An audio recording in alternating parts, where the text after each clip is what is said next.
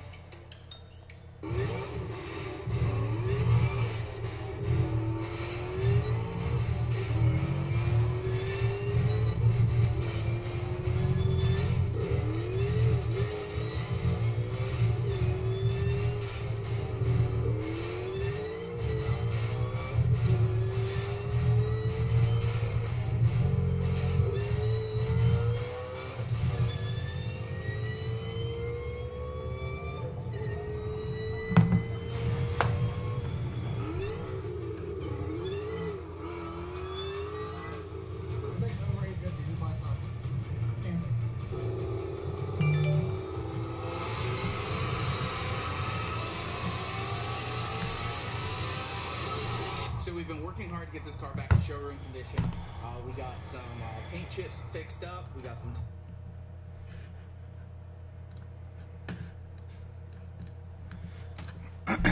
All right. We should be live. I think so. That's the plan, at least. Let me know if you guys can hear me. I had some technical difficulties. My fault. I didn't see where a thing was. So let me know when you guys can start hearing me. We're going to get Cody on here in just a second.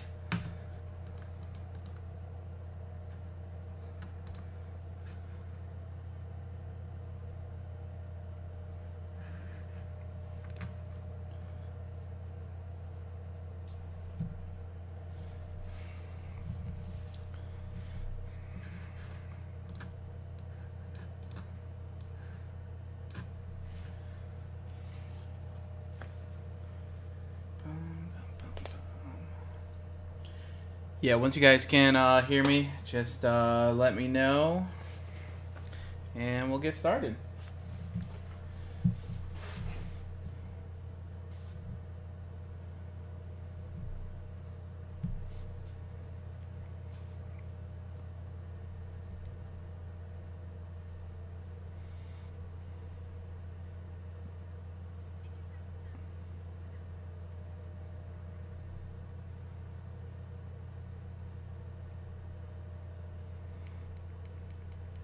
Let me know if you guys can hear me. Pretty sure the live stream is like pretty far behind, but yeah, just waiting to see some comments roll through.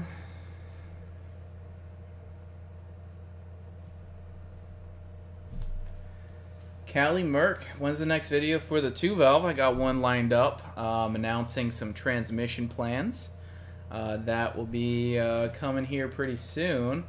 I know a lot of guys are kind of curious about, what are we doing with that. So, yeah, we got some fun announcements. I'm not going to talk about that part in here yet, but, yeah.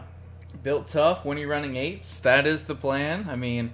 I honestly, like, once this car is dialed, working, I wanted to run 8s, which we have a track rental February, I don't know, 3rd, 4th, something like that. Hopefully everything goes well. Hopefully we run the 8, and then we could probably just call it a day right there. So, I don't know. Just do some roll races, enjoy it, and then just get the Bullet done and have the Bullet be, a really fun competition car. Michael Kennedy, can you tell how many have entered the drawing? So the Whipple S550, I guess we're going to talk about it right here. If you haven't already heard, the Whipple S550 that we have had on the channel for quite a while, probably like 4 years now. And it's one of the original cars. We're going to be giving that car away. And we're doing that by, obviously, this all costs money, and we're not giving away the car for free, but we are giving someone the opportunity to enter to win that car for purchasing, you know, the various different merchandise we have on our website, which is really cool because we just added a bunch of new things. So every $5 you spend gets you an entry to win. So if you spend $15, that gets you 3 entries. And so on and so forth. So I think it's a really cool opportunity to get to win the car. We're hoping we make our money back. We're nowhere near that yet. Gets me a little worried. We're going to be working on some bonus raffles with that too. That we can basically, you know, we're going to be doing some little mini things, you know, so everybody already entered. Going to get a little bonus, you know, prior to winning the car. So we're working on getting some parts together and some various different things that you guys would be interested. Right now, tomorrow, we're going to be picking a winner for some Adams Polish detailing products. We're going to be doing that tomorrow, I think around 6 p.m. So get your order in, you know, now or whenever before tomorrow, and then we're going to pick a winner. I believe there's only like I don't know, 300. I'm just throwing I don't have the numbers in front of me. I think there's only like 300 people, you know, entered, or 300 unique people entered at this moment. Not necessarily entries. I don't have those calculated at the moment, but there's a high probability of winning this car. And I mean, there's way more probability of winning this than like the lottery or something like that. And it's 100% legit. I'm going to be saying bye to that car. So yeah, let me look at these comments. Hope that answers your question, Michael Kennedy. Michael Kennedy also asked me, what is your normal job and how do you afford all of this? And so I actually graduated with a bachelor's degree in computer information systems and marketing. So I finished that a few years ago, and I was working for AT&T, and I ended up quitting. So quit that like I guess a year and a half ago, maybe 2 years. I don't know. I can't remember off the top of my head right now. But I ended up quitting there, and I've been doing YouTube full time, which YouTube full time is a you know, it's a complex job for me because it doesn't really pay me enough to, you know, pay all the bills. So I do, you know, flip some cars here and there. You know, we do sell you know, performance products on the website. I just do a little bit of everything to make enough to where I don't have to go into, you know, a regular 9-to-5 job every day, and then obviously pay for, you know, all these crazy things. But you definitely have to get creative, you know, with it. So yeah, let's see when we get see, we'll probably get Cody in here. Low horsepower GT500. I think we might be onto something. I haven't been filming any of the diagnostics because I'm just sick of it, and I just want to make a video of the car working, which I don't know if you guys like or not. I've been getting mixed things. You know, why are you filming this car while it doesn't work? Blah blah blah. And then some people really like the diagnostic stuff, but yeah. I think, you know, I just started it, you know, a few hours ago, and it seemed like it was working. You know, I gotta get off jack stands, go take it for a drive, and see, you know, see what's happening with it. Matthew asked if MHS service internationally. Yeah, I mean, I think Jordan was just sending, you know, a shipment out to Australia the other day. So yeah, he definitely ships internationally. He was shipping some stuff to the UK, so a lot of different stuff.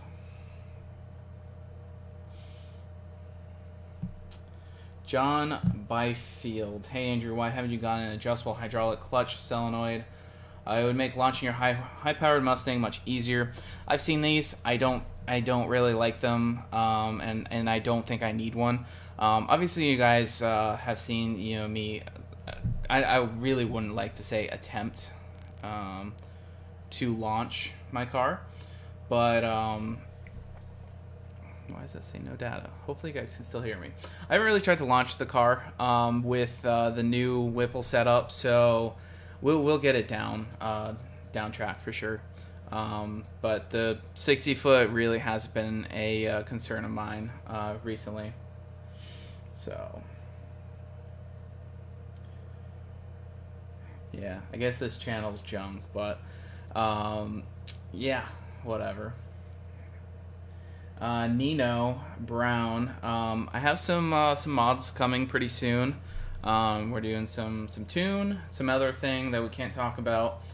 Should be a lot of fun. So I'm really excited about the F250 stuff. Let me check in with Cody. See. Let's see. Let's have him. Yeah. Let's see. So Cody should be hopping on here in just a second. Then, yeah, that should be a pretty cool time. So as soon as Cody hops on here, we'll add him into the live stream.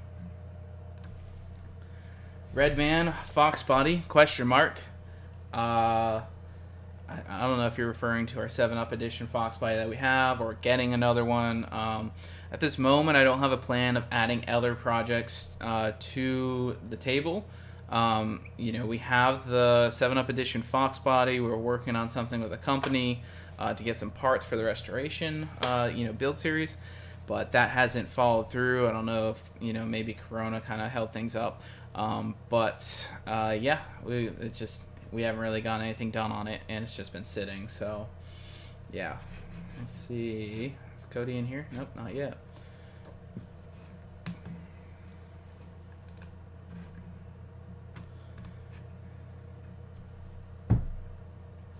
Mustang SN95 Mark 8. What happened with Turdzilla? Well, Turdzilla I traded for a 2001 Cobra, and then Rob, who's the owner of it, he kind of got screwed out of the engine and transmission, sold it to someone who was supposed to do some sort of coyote swap. I made a video on it, but that car is sitting without an engine in it, and I tried to buy it multiple times. But here, let me switch over here. I'm going to do a few things, and I'm going to get Cody up on here in just a sec. Let's see, Cody. Is this gonna echo? It shouldn't. In theory. I might have to use headphones. There we go. We're gonna get Cody up in here. Might have to use headphones. I don't know if that's gonna dictate this.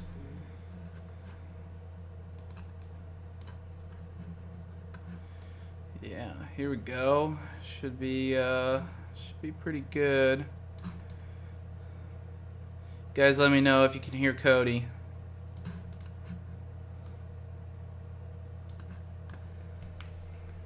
I think it should be adjusted properly. Yeah, so there's already some comments about the GT500, some questions. Obviously, we've been working through some various different things. There was a comment, I don't know if you saw, there was a comment about some clutch solenoid clutch launch thing, whatever that thing is where it launches for you. I'm not a fan. Definitely it puts pressure, yeah. Yeah, I'm definitely not interested at all in that. So, what are your thoughts on a? Yeah, I mean, essentially just lets pressure bleed off, like to the actual slave, like it regulates it, I guess. They're not tricky, but they're to dial them in consistently is the hard part. But I mean, for setting up each patch can change with those. It's not like a slipper clutch where you can essentially set weight, but there's not. I mean, most people, that have gone far with stuff don't like them. Yeah, I mean, I'm not a fan. Let's see what we've got for comments. I do want to talk about the GT500 builds and the two. Obviously, we got our two GT500s, Cody's and mine. One's pretty race car-ish, and one's pretty an attempt at street car-ish. But yeah. Nino asked to eat Pop-Tarts, Cody. Oh, sure. Oh, you got the beadlock set on. Yeah, it's back there. Yeah, it looks like our audio is pretty good the way we got the set up. So yeah, it's good. Everything is crystal clear. I hope so. Yeah. Yeah, and you can see the comments coming through too, right? Yeah. Just want to make sure it doesn't have any echo on your side, so like echoing through. 2MTX12 asked, did we get a good 6130 when we went to the track? The most recent one, definitely not. On top of, I didn't even have the draggy in the car, but what did I get with mine when it was not even working properly? I think it was like a 4.7 or 4.6. Yeah, I think it was a high 4.6 or a low 4.7. Yeah, and what did yours do? 4.2. Yeah, 4.2 6130 is rowdy. That was like literally on that, like, that was on the first pass, that shakedown we did, and it was like letting out like 127 coasting through. Yeah, that is an absolutely rowdy. Oh my god. We should be able to go, I mean, I don't know, my car should be able to go 3s, and then your car should probably go like a low 4. Yeah. Here's a question. Aris asked, what's the weight of your car? I mean, we don't really know. we need to find it out. Cody's car, obviously significantly lighter than mine. Yeah, I mean, I'm assuming Andrew's car probably weighs, I mean, this is without driver, just the car itself with like a half tank of fuel. Andrew has a few things, but not a ton of stuff pulled out of that car. Just like some tubular suspension stuff and like that. It's gonna cut down a little bit of the weight, but I mean, still it's still got a stock radiator support. It's got a tubular K member, so, but stock 6 pistons. That are extremely heavy. Yeah, so Andrew's car probably 3,900-ish, 3,800, 3,900-ish. So that would be a solid guess. And then my car, without me, it's hard to say. It's an iron block car. I don't want to just like put a random number out there, but it's probably in the 3,300-ish. That might be a little lean towards the high side, but it's better to overguess than underguess. Yeah. Yeah, 4.260 130 is rowdy. Yeah, I mean, who knows? I mean, we really haven't. Your car has made one A to B pass, and mine like full pass. Like we made literally one full quarter hit with it towards the end of that day. I mean, we've only had 2 outings total. The first outing was essentially one pass, and then the other outing we did 3 passes. The first 2 passes we had to fix tensioner and then throttle cable, and then finish it with full pass. Yeah, so I'm just gonna run through some comments here. Let's see, Cody's YouTube channel. Isn't it just Cody Cheney? Yeah. I don't really have that good of content out, but yeah. Yeah, it's there. So you guys can definitely check it out. Just Cody Cheney. I don't know if you want to type something in the chat real quick. It might pop up with your name or something. Michael Kennedy asks, I don't know if you want to share or not, what does Cody do full time for work? Badass shit. Yeah, I do collision repair, complex aluminum-based collision repair. So, just specializing. I wish we could share more on it. There's a lot of stuff I do. But I work for a very well-known company. But I specialize in doing aluminum stuff. So 2015 and up F-150s, 2017 up F-250s. Those are all aluminum based. That's like probably 50 to 60% what I do of like actually just all over the state of Florida. They get low leveled or brought into us when they get wrecked. And that's essentially what I do pretty much 24/7. So heavy collision repair. it would be cool to do a rebuild. So me and Andrew have been talking about on the channel. That's essentially what I focus on, but we haven't had a real good shot at that yet. Yeah, I mean, I'm hopefully gonna make some moves by, I don't know, summertime. I have some. I tried to find a place to rent for a while, but hopefully I can find a place to, a different house, with some property, and either find an existing metal building or put something up, and then, really have the space to do a lot of crazy stuff. So that's what we need. We need the space. We need the shop. Need the tools. Lots of needs. Yeah. I mean, we make it work, with what we have, and, Jordan has been helping out with some space, and some lift access, modular head shop, which has been great. If we had like a legit a full tilt shop, a lot of people think we have like a full tilt operation, but if we did, which it's in the everything's in the works, it would be really cool. Yeah. Yeah, and we have a 2020 GT500 coming soon. I mean, I'm not going to tell you too much details, but the 2020 GT500 will be here this weekend. And we got ported blower, headers, catback, pulley, cold air, fuel system, 20% lower, Bogart wheels. So, it's going to be fun.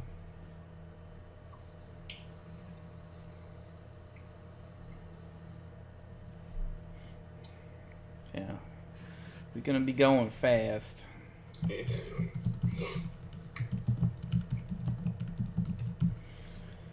Alright. So, let's read some of these comments.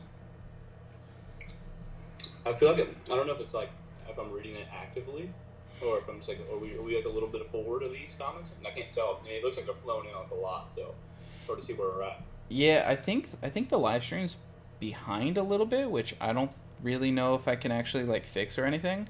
I mean, it's pretty common, but like I thought it was like behind a lot, so I don't really know how far off we are. Prince Guillemari Ellis said, "Do you think it's possible to pro charge a 98 V6?" Absolutely could.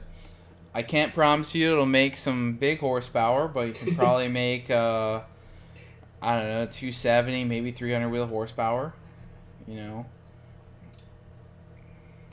Definitely fun. Matthew asked, "Hey Cody, are you a licensed technician?" Yeah. Well, it depends. I mean, I'm not a mechanic. I'm a collision tech. So, but yeah, I am certified in a few different manufacturers, OEMs. That's what they call it. Obviously OEM, but I'm certified through the OEs. So the ones I do carry right now is Honda, Acura, Ford, GM, and BMW. And then I have a few like minors in different classes, such as like Mercedes-Benz and stuff like that, carry over rivet bonding and whatnot. For a lot of the stuff I do is SPR, so it's a rivet bonding process, so it carries through different manufacturers. But yes. Yeah. So Ryan asked, "What's up with the LS New Edge?" Good question. I don't know. It's currently sitting at Sicky. It's kind of a back burner project, but at some point I'm probably gonna pull that car and just go at it and do a quick, backyard ghetto 5.3 LS swap and just, burn some tire with that. That car's not nice. I know I'm going to upset a lot of people talking about an LS swap, but that's a no title, crappy car that we're putting an LS in. So, yeah. Michael D asked, "What are the plans after the white car is gone?"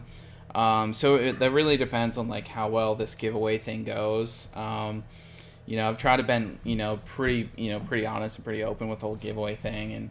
And, obviously this is like a big risk that I'm doing, with it. The idea is to obviously pay for the car and hopefully, generate some extra, money, so we can reinvest in the channel and the various different things that we do. originally I wanted to get a different car, but it seems like maybe moving to a place with a big shop would be a good idea. So hopefully that answers the question. And obviously we got the Bullet build, GT500 build, and whatever else. A lot of cars. Yeah, I have a lot of cars, so and I'd love to, with Cody, I'd love to at some point do some sort of crazy, auto body, rebuilds. We've also talked about just going absolutely balls to the wall with a 10R80 Gen 3 car. But I want to do it, but it's just, there's, it really depends, I'm hoping that, this giveaway goes well. Obviously, the car's getting given away no matter what, which is a little scary, but, I think everyone in here kind of grasps that, and it's an awesome car. It's been reliable. It's a lot of power, which scares me a little bit, but hopefully we can, make sure whoever wins the car, definitely gets a little bit of lesson or, something with that. I'm going to scroll down. Strap somebody in a 800-wheel car. Dude, that car's rowdy. Cody drove it. I mean, it's a fun street car for sure. If somebody that's never got into something just wins it and thinks they can go out to beat on it, it's a handful. Yeah, luckily it's got traction control. I'm gonna put it on 93 octane and the 375 pulley. So it'll make I think it makes 740, 750 wheel on 93, which is funny because we're oh, that's only 750 wheel horsepower. But obviously it's going to have the tune for E85, and we'll probably just put a 6-rib 3.5 pulley in it, for when someone wants to party, turn it up.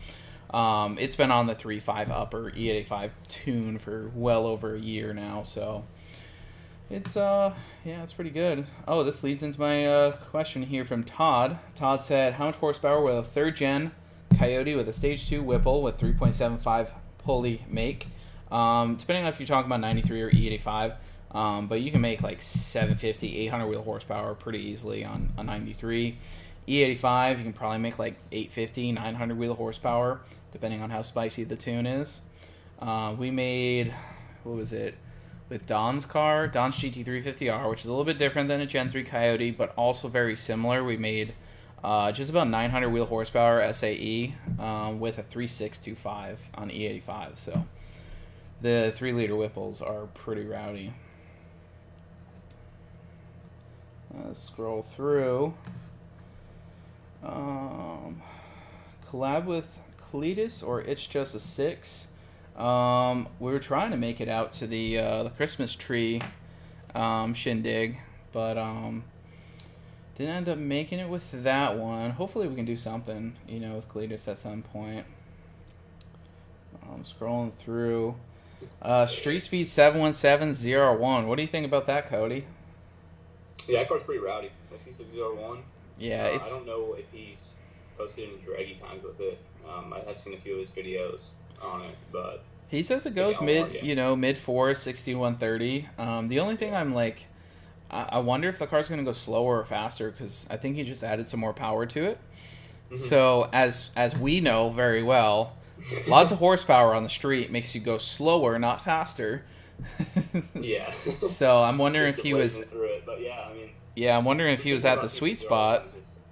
Those cars just they rip. There's no doubt about it. So. Yeah. I think it'd be a cool run, but I wouldn't say that my car would definitely smoke Mike's car, because even if I make more horsepower, if his car gets down the street faster, you don't have a crap load of time, just you spin for 2 or 3 seconds, while racing, and the race is over with these high horsepower cars. It's not like we're going to be going 180, 200 miles an hour passing the other car. They only take, what is it? So we go 60 to 130 in 4 seconds. It only takes 6 or 7 seconds to go 180 miles an hour. 200 miles an hour. I think because. I don't. People probably won't even know this, but Hamad's car, that GT500, it did like 60 to 200 in like a little over 8 seconds. That is insane. And that the hilarious and crazy thing is, his car makes just about the same power as mine, just probably a little bit lighter. Yeah. Oh, it's very similar setup. I mean, between the motor build and the Whipple and everything. Yeah. And they're out in Dubai, or yeah, I think it's Dubai. We gotta go out there at some point. Alright. I think I skipped some comments, but the chat's being a little weird. Oh, there we go. Prince, yeah, just with your 3.8, you know, I've seen them make like 270, 300 world horsepower, so, you know, they're definitely still pretty cool. Scrolling down, I think I missed some comments, so if I didn't answer them, just go ahead and put them back in here, because the chat's just being so weird.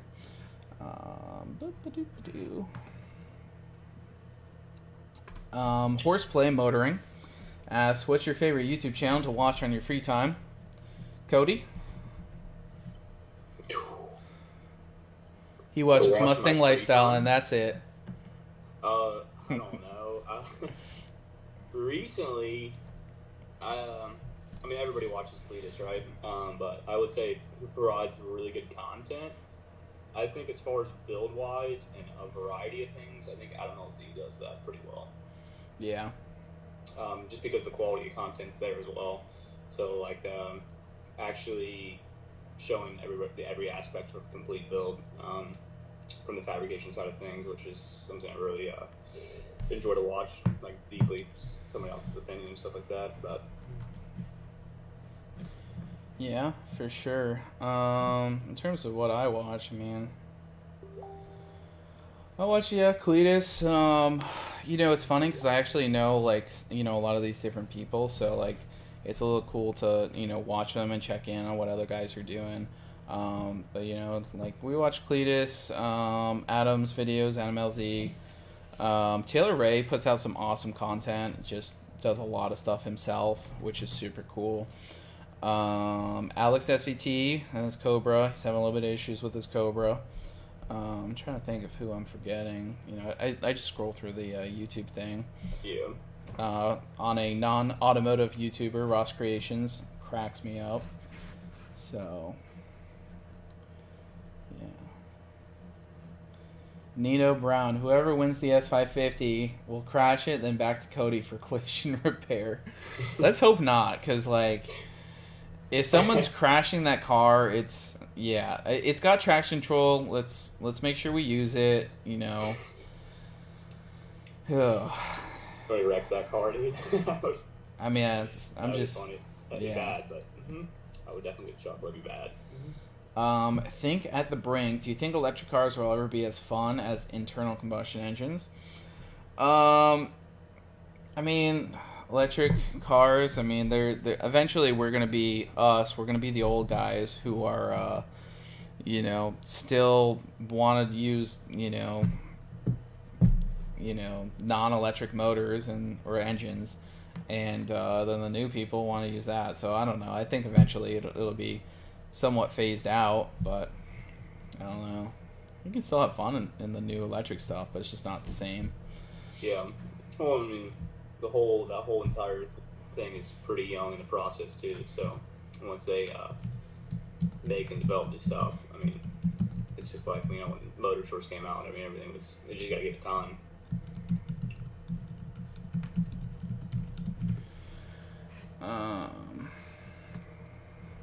Raul Rodriguez, late to the chat, but would you consider swapping to a 6R80? In the GT500, I have no plans to swap to a 6R80 at this current moment. I think Cody, you don't really have any plans to go auto anytime soon either, right? No. You know, I mean, I've thought about going, like, I mean, I've thought about everything, right? But as for, I think I'll stop myself before I'd put an auto in this car. And if I did go auto, it would be a Turbo 400. Yeah. Although we do have a auto build coming soon. You guys will have to wait for that. That's going to be fun. Well, technically 2. I mean, got technically 2 auto builds coming. One's a DCT, and the other one should be fun.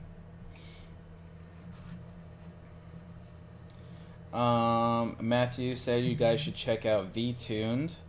I think that's the guy that Yeah, I don't know. I don't want to talk too much crap here. He's not bad. I mean, V-Tune's good. What you guys see on YouTube is by V-Tuned and then Goon Squad. I've peeped in a few of their videos, and I mean they do work. They get the car repaired, right? But there's a certain realm of doing it right versus what you guys see. And a lot of people don't understand that. There's OEM procedures, the way the OEM dictates the repair to be done, and guidelines.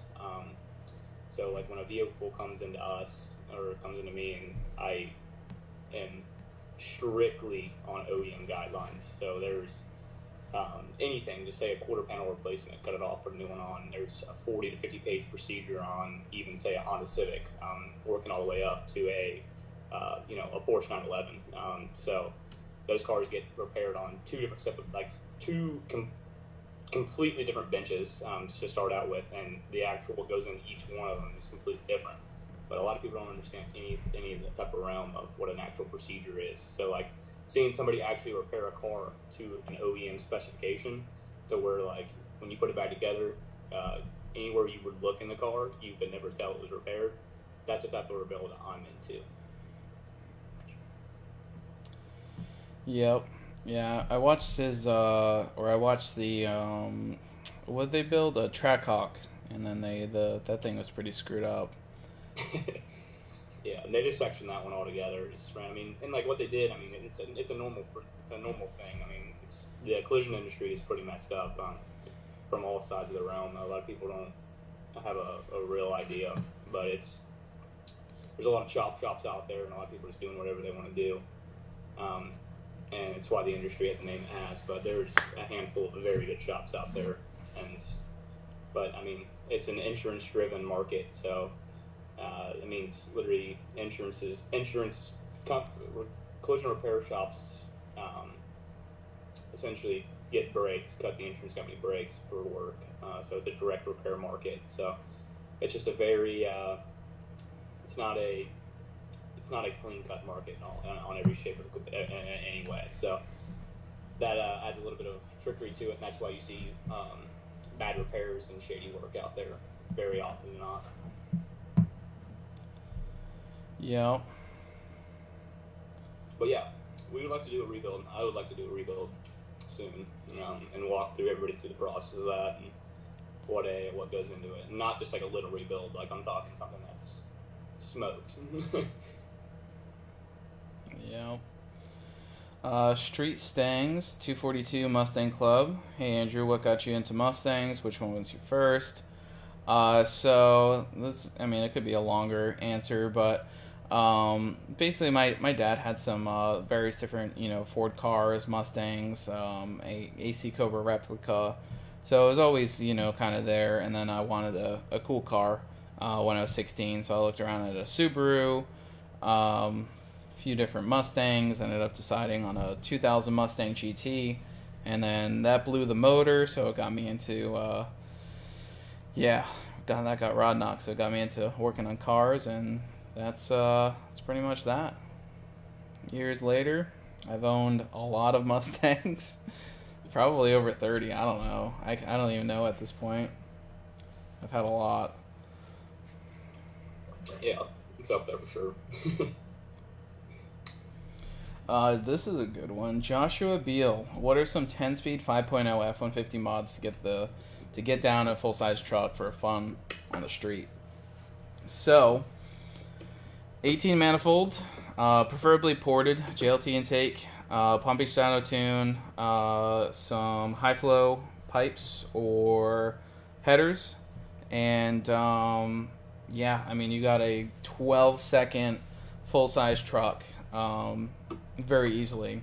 and even with some like weight reduction, you can get like bottom 12s, high 11s with a an F-150, naturally aspirated F-150, which is wild. Raul asks, have you seen YOLO's new GT500?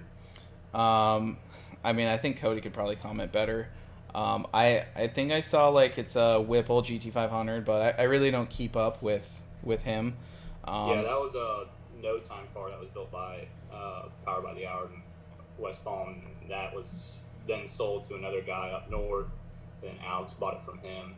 But yeah, that car's, I mean, there's no hiding it. I mean, Alex might talk shit about Andrew or anything like that, which it is what it is. But yeah, I mean, the car's respectable. We usually don't talk shit much. So, I mean, I do here and there. I'll throw a little jabs and shit like that, but most people don't. I mean, most people just don't have a clue, so it's quite all right. Yeah, I mean, I didn't even really realize it, but I guess he's doing a live stream. But I mean, like, to be honest, like a lot of the people that watch his live stream, he talks bad about me on a live stream. So I'm not really worried about overlapping because I don't know. It is what it is. Maybe some people watch both. I don't know, but we were just. I guess. I mean, yeah, it's not like it's not that big of a deal, but it wasn't intentional. But we're here now. And, I mean, yeah, and I mean, we could throw subtle jabs too. I have plenty of them, and I mean, I'm pretty wingy with that stuff too. But I usually try to keep it pretty clean. So yeah. Lewis B, why PBD tune? What's so special? I mean, to be honest, it's I mean, I wouldn't say it's so special. I'd just say that they Ken, Rob, Trevor, Kyle, James, they all do a pretty good job at tuning. Pretty much, most Coyotes, GT500, they do a really good job, in the 2020 GT500, they've really, pulled away on that market. There's nothing wrong with like a Lund tune. I mean, Cody's car was Lund tuned before that. I mean, really, I think the most important thing is just like staying away from I like to call the Mickey Mouse tuners, the people who are faking it to make it, and they're blowing your car up. And this goes from, there are some big names in this industry who claim they know how to tune and they blow stuff up on the daily. And on the opposite, there's Joe Smo who has, a dyno that you've never even heard of, the brand of dyno, that's just tuning stuff. He's like, yeah, man, I can tune that, and then he blows your car up because it's the first one he's ever tuned. These Ford mod motors, especially Coyotes, they're not no LS to tune. You don't just pull out the HP tuners, read a file, and add a few degrees of timing, and it's done. It's not how it works. So I hope that answers the question. And there's other tuners out there that are good, other than just Palm Beach Dyno and Lund. I mean, there's Sam over in Tampa, Sam Lippincott, Coastal Dyno. He does some good stuff. I've used Pete up in New Hampshire before. I mean, I feel bad not mentioning a bunch of people. There's good tuners out there. Yeah, it's funny. I mean, and also really just depends on what you're using. I mean, what car you're building, what you're doing. I mean, everybody has a different specialty and everything. I mean, yeah, I definitely feel like everywhere. I feel like it's harder to find someone who still has the patience to tune the older stuff really well. So like your two valves, and that's a good person to mention. Yeah. Tony Gagnon tuned the Bullet, kept it alive for like, what was it, a year and a half, 2 years, I forget. Yeah, I would say honestly, I mean, there's only a handful of people. I mean, still tuning 9904 stuff, which is Tony's one, Kurgan's another, Alternative Auto. I mean, there's like the big three right there that are still doing and playing with 9904 stuff.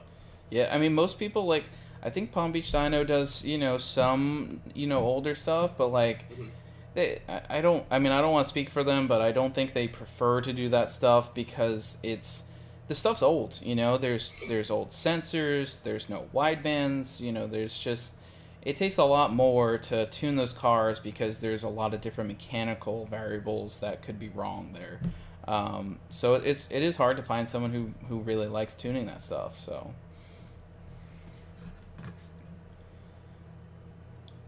yeah. Cameron asked if we had any luck on fixing the 6200, 6500 RPM cut. We have a few theories at this point, but they're just theories. You know, the basically the troubleshooting procedure we kind of figured is like, let's figure out voltage issues number one first. Before yeah. Yeah. I mean, the biggest thing is right now it's just electrical stuff. And why do we have an electrical issue with the car currently? We're not sure. I mean, everything works. Everything's set in stone. The car's ready to go fast. It's just there's some kind of electrical issue within and the main engine harness, really. Yeah, so we figure out voltage issues, then we can go out and test to see if it still does it. If it does still do it, we can throw some spark plugs in it. Let's cross that out of the equation. Other thing is 3.0 upper, 10% lower. I mean, we're on like 30 pounds of boost at 6,000 RPM, and I'd imagine that would creep up to like what 31, 32 by 7,500.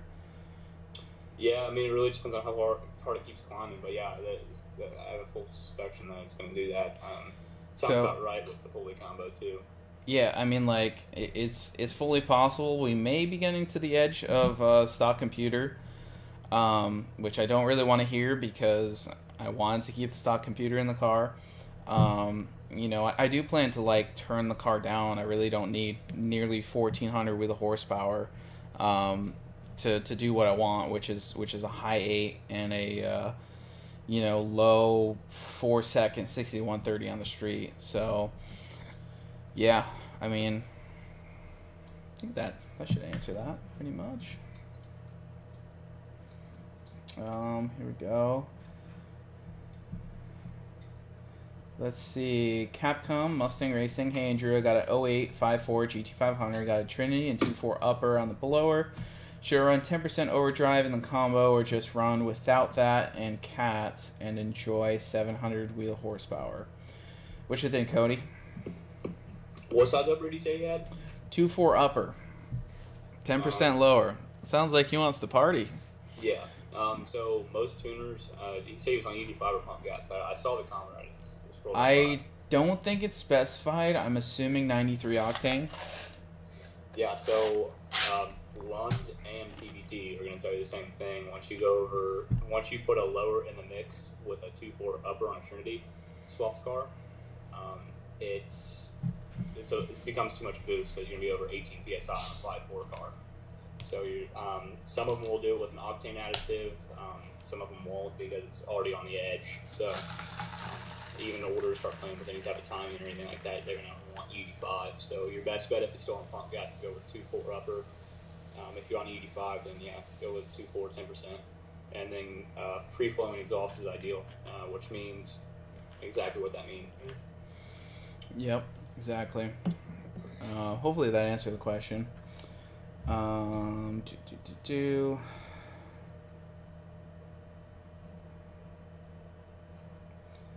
Yeah, Michael Kennedy, computer science degree. Nice. Yeah, I actually started out computer science, ended up with computer information systems. So I learned that I didn't like programming as much as I used to. Let's see, I see a comment, 3.7 Cyclone Turbo. Yeah, that would be a fun build. Just go absolutely balls to the wall. No F's given. Turbo, stock, V6 wheels with some drag radials, and just go to town. Also, on that note, I'm actually considering, which I don't know what you guys will think about this, but I'm thinking of keeping the Bullet like a little bit of a grudge car initially when this build is done. So, no horsepower numbers, no track times, just when that car, I mean, assuming that we can get the car, everything working, but with the parts list I got on it, I wanted to roll up to the track and people be like, oh crap, that car's here. Like, it means business. So, what do you think, Cody? Little grudge car action? Yeah, I'm down for that. mean, obviously we can like toy around with what it makes for power and whatnot.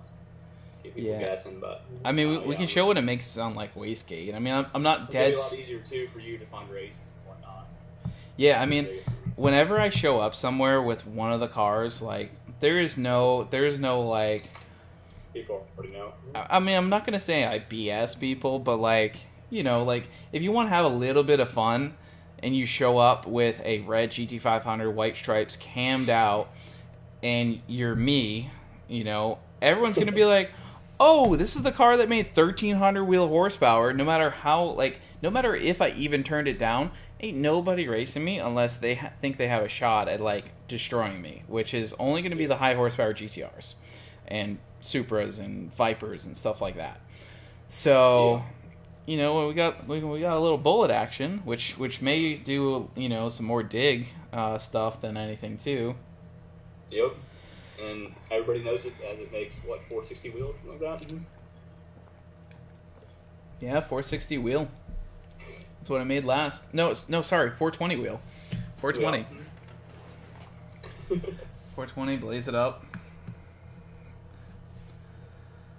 Let's see, what else we got? Tominator said Stang mode probably lost the GT5 engine because of bad tuning. I would probably disagree with you, being that I've used the same tuner on 2020 GT500. Tuning is awesome. I would say that cold weather and not enough fuel system. I mean, he was like 30 degrees on that road rally he did. I would say the thing probably... He's also the only one, I mean, I don't want to start throwing some shade out there, but, I mean, it's easy to draw conclusions, but, I mean, he's also the only 2020 GT500 that had cams so far. And, yeah. You know, not saying he dropped a valve or anything, or whatever he ended up doing, but I don't know how those cams were spec'd, if they were actually degreed or whatnot, so, I mean, there's a lot of conclusions you could draw, but... The other thing is... one thing that sets it apart from everybody else's car, and it's also the only one that's blown up so far, like the way it did. And his car was kind of a dud.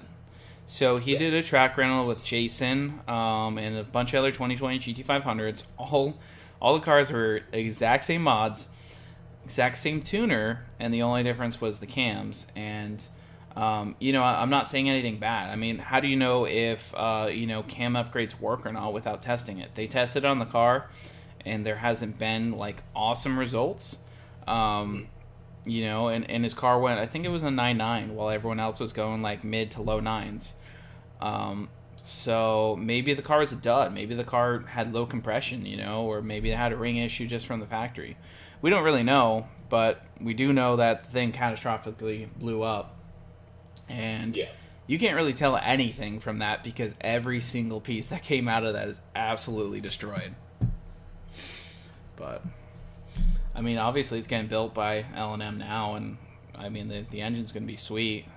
He's probably going to have issues with making too much power for the DCT. Yeah, I think that's one of the first, I would say, truly built motor 2020s, but... Yeah, I think the only thing... I don't know if are they doing anything crazy with it, like up in compression or anything like that? They're sleeving it, and I think they're porting the heads. But I was a little disappointed when I watched this video and they said that they're keeping stock compression, which I understand, but... Those things are already low to begin with, like what, 9.5, something like that? Yeah, I forget, 9.5 or 9 to 1. I'd have to look it up. I forget off the top of my head. So, yeah, let's scroll down here. Josh, I have a ProCharge 3-valve. Is it worth having the motor build or just save up for a 5.0? I mean, Jordan loves 3 valves. Absolutely loves 3 valves. I don't have any experience with... You don't see a lot of build motor 3 valves doing anything. There's a few out there, but Jordan seems to like 3 valves. So, I don't know, man. Like, maybe build the motor and you coyote swap it. I don't know. But, yeah, I mean, talk to Jordan. He'll spec you out a good combo. 3 valve action, dude. Yeah, I mean, maybe at some point I was thinking about doing, you know, talking to Jordan and be like, all right, let's do like a set of really cool NA cams, you know, valve springs, retainers on, you know, my 3 valve. But I don't know if I really want to do that. Maybe I will, maybe I won't. But Michael Kennedy, anyone deal with Brenspeed? I think Brenspeed does some good stuff. They put the Whipple and headers on my GT350R when Don owned it. So think they do all right. They use a lot of zip ties for the coolant lines, which annoyed me. But other than that, I'm not saying it in a hacked way. There was just like excessive amounts of zip ties in all sorts of places, which whenever I needed to get access to something, I had to have something to cut the zip ties. But I mean, I guess for something to stay together, yeah, I don't know. Not my preference, but I'm not saying anything wrong with it.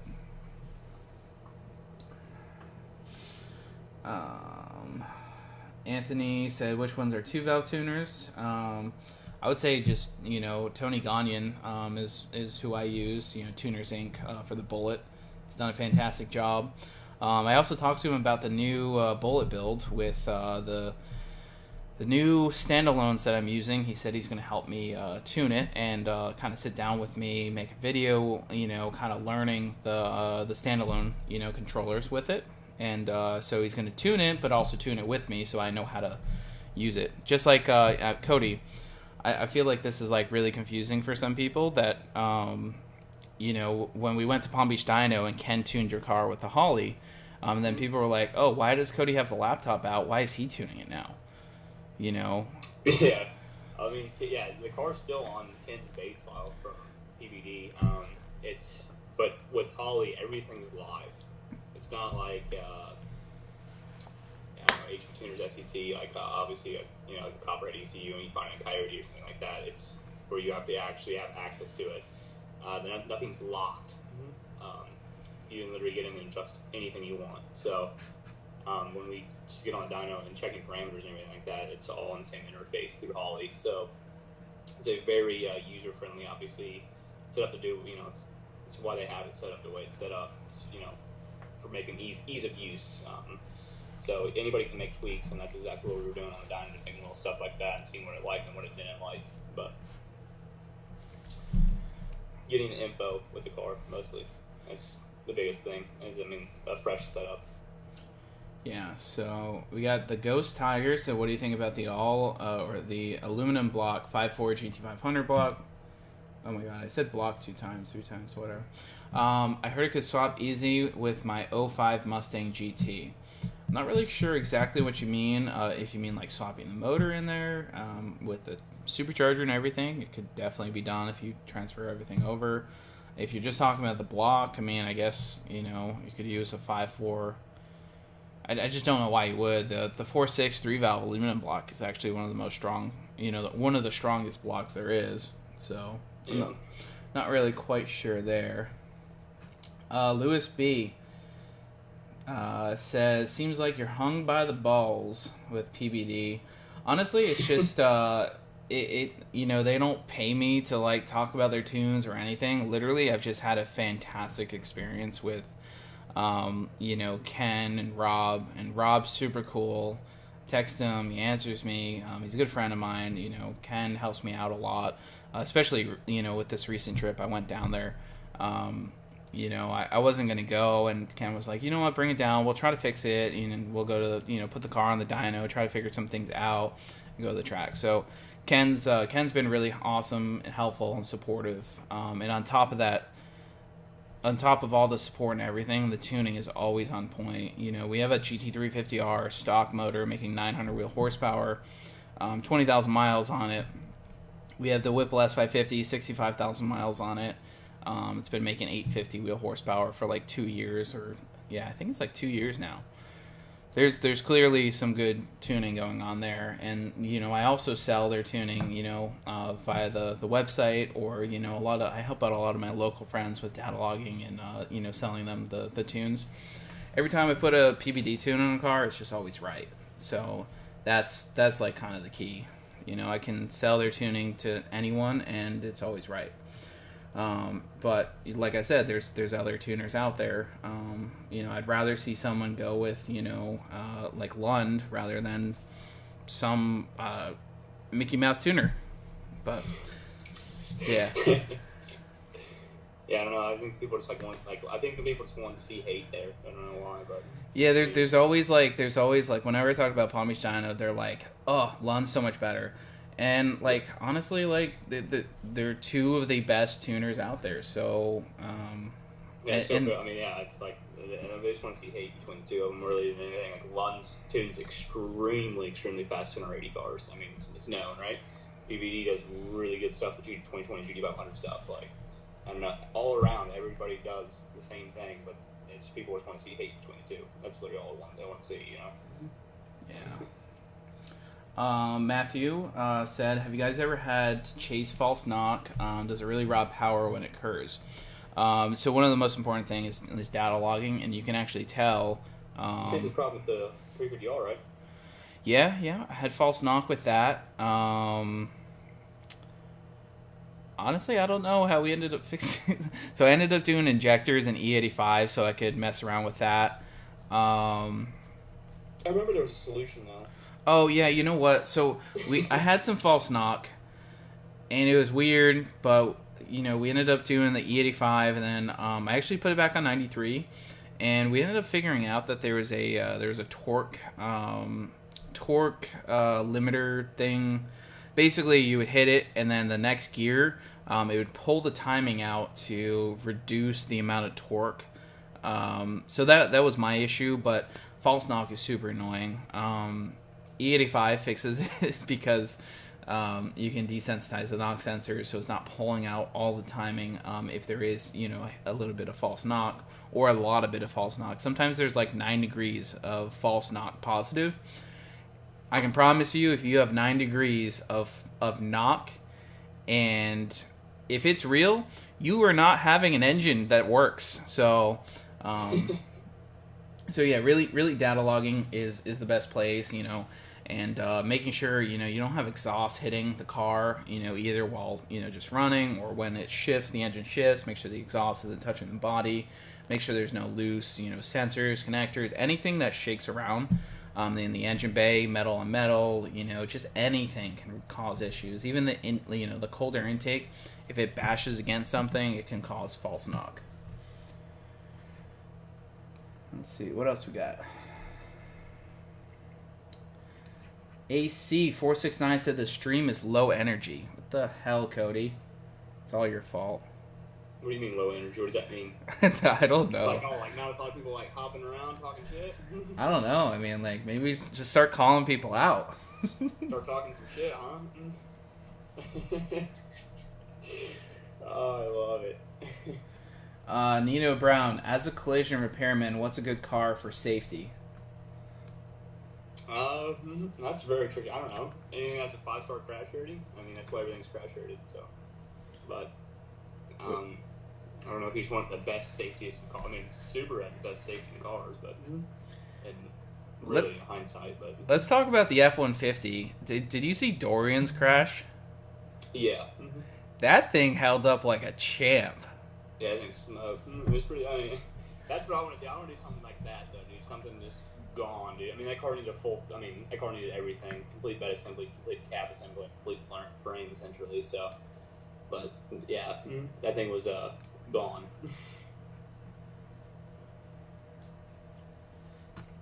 Shelby VF103, do you still have the watt box connected?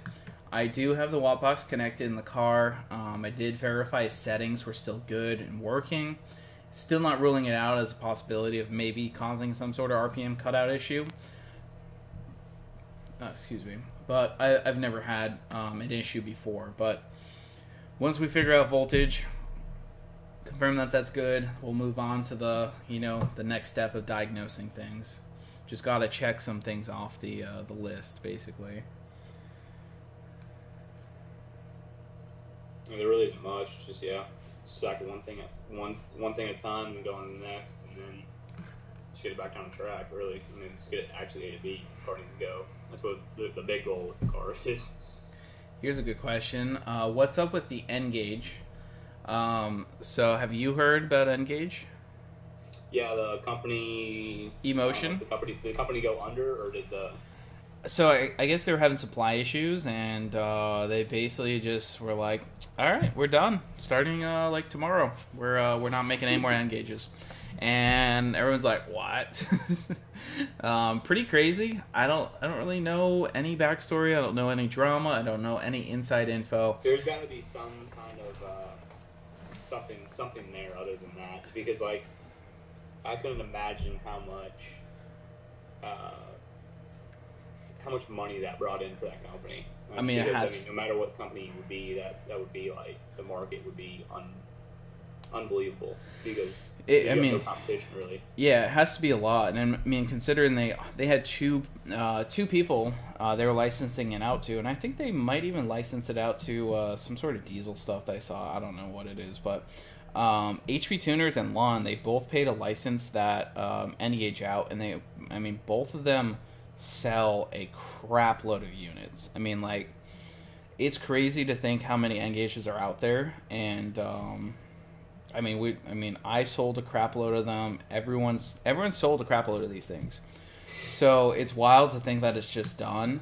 I know HP Tuners has been working on something, but yeah, it stinks. I mean, I'm glad I have a bunch of N-Gages in all the different cars. I think I still have a spare one, but yeah, it's gonna stink. I mean, SCT's always been like kind of the other option, but there's MPVI too, and then there's also a HP Tuners device that doesn't do the writing, it doesn't do the VCM editor stuff. It just reads and writes when you get sent a file, but it doesn't have a interface with a touchscreen and SD card.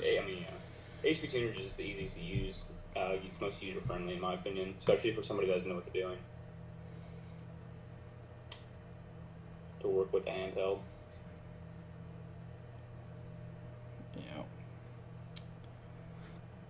Speed Addict 731 said I'd run ya. I believe it's what does he have? Twin turbo? No, twin turbo. Is it S550? Yeah, S550.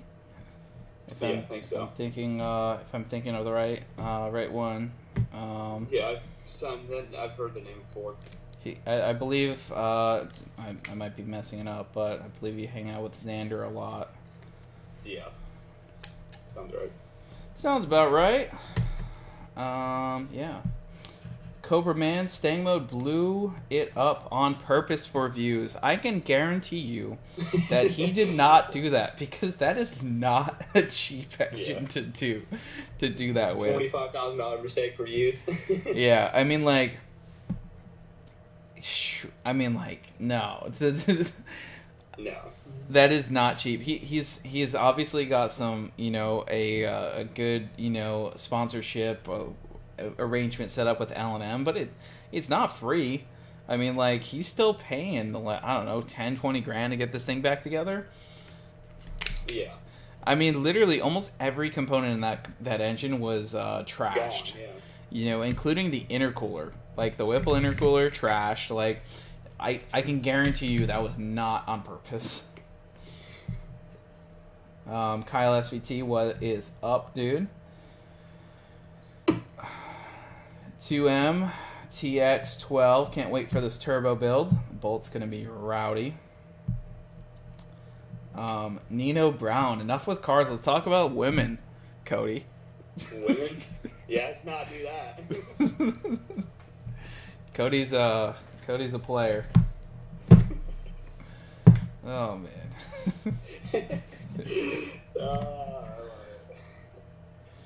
Yeah. All the ladies out there, probably about 1% of my viewers, hit up, slide into Cody's DM box.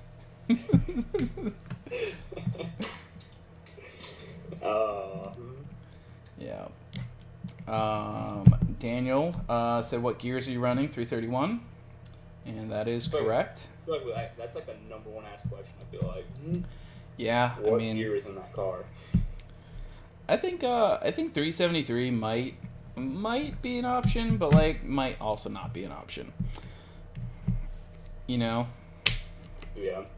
Just depending on how we set up. We really need to get solid mile an hour out of this car, so we'll do, and then go from there. Yeah, I mean, Tony Gagnon, told me, he's like never change rear gear ratio in drag racing until you go a solid A to B pass, and you can look at a data log, you can see where your RPM is, and you can figure out what your final goal for your trap speed is.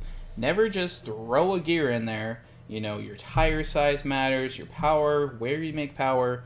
Yeah. I don't think a lot of people understand that you can literally get on and plug in the RPM, the tire size, and the trans gearing, and you're going to get a mile an hour per gear that the car's going to top out at. So, I mean, it's all based off math. But it's really depends on how everything's set up. I mean, there's where you're going to make power through the curve, the way your cam center lines are set up, and how much RPM you have to use. Everything comes into play. Tom and Air Stang mode broke a piston. Heads were in great shape. I believe the heads made contact with those pistons that were not connected to rods anymore. So they definitely, I believe, had to do. There was some valve issue. I remember watching a teardown video. Yeah, there was a bent valve in there too. I mean, tearing down. There's definitely some repairs going on with those heads, and yeah, and I've seen. If I remember correctly, there was definitely a photo I saw with valve touching a piston. Yeah, I've seen a few of heads that Jordan has repaired, and you can pretty much repair anything. I mean, he repaired those 4-valve heads the other day. Like he literally pulls the valve seat, out, and then just welds the aluminum in there, then ports it. I mean, it's crazy what Jordan will do fixing heads. So. But yeah, they're reusing the heads, but they definitely need repairs.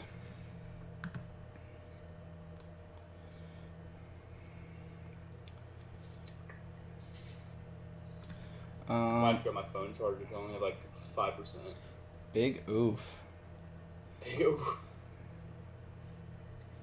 Yeah.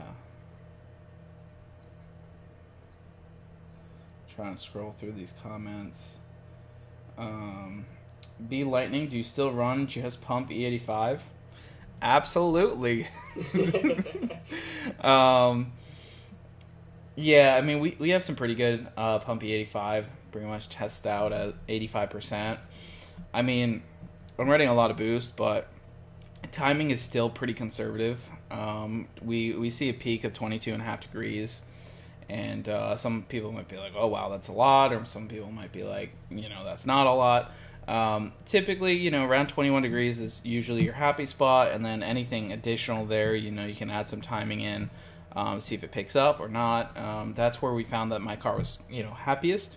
If we were running some like race blend E85 or E90 or something like that, and we were really trying to party with timing, some people throw 26, 28 degrees at these things.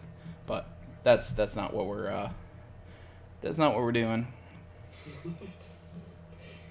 Partying with timing is not always the way. Yeah, and actually the tune I have in the car, I actually have 5 degrees pulled out of it, so turned it down.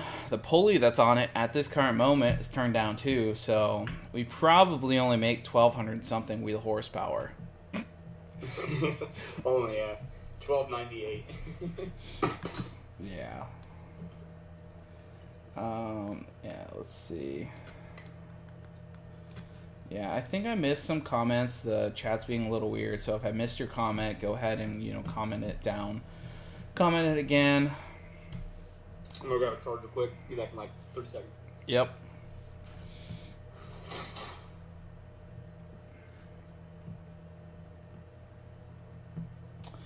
Let's see.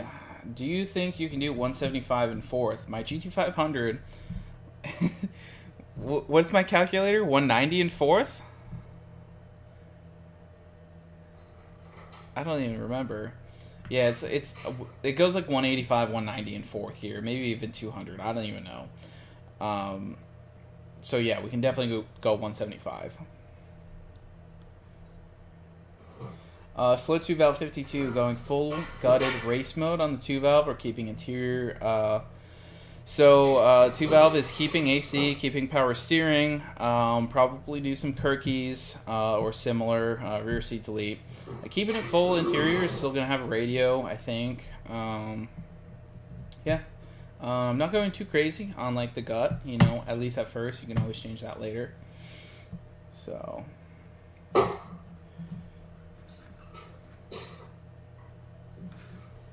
see. Yeah, you guys can just go ahead and drop the questions. I know I missed a bunch here.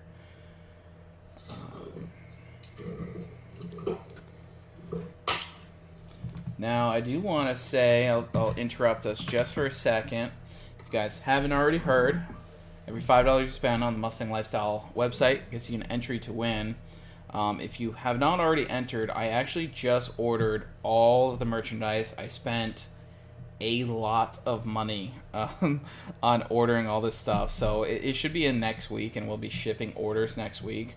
But yeah, that's I dropped like, I mean, I don't know if I should say it or not, but I dropped nearly 10 grand on merchandise stuff. So stressful, big bills. Yeah, so that stuff will be shipping next week. So if you guys want to get your order in, you get entered to win the S550. We're also giving away some Adams detail polish tomorrow. So if you get your order in now, tomorrow morning, something like that, we have Adams polish detail. We're going to pick a winner. We're also going to be doing some other little mini giveaways, which are going to be really cool. So if you guys want to head over to mustanglifestyle.net, and any of the merchandise items gets you entered to win. There's also some other options if you don't want to pick up merchandise. There's also some virtual stickers we have there that gets you entered to win the car. I think that's it for the plug. There we go. What you think, Cody? About which part? I don't know.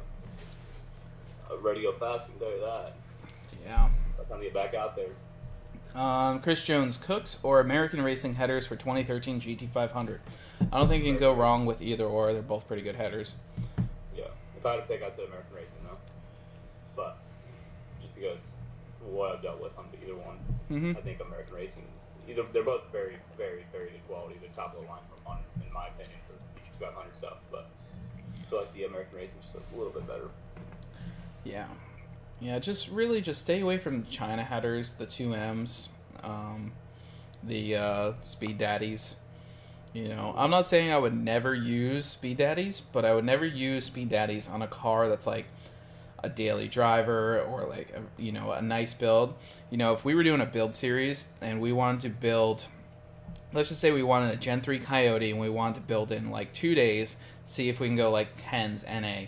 I'd probably go buy those headers, just to make a video on them, but I would have no faith in the welds or them staying together for the long run, you know.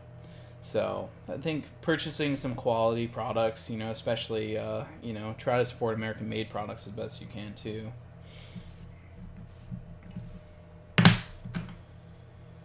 Yeah. Any questions you want to answer, Cody? Answer? Yep.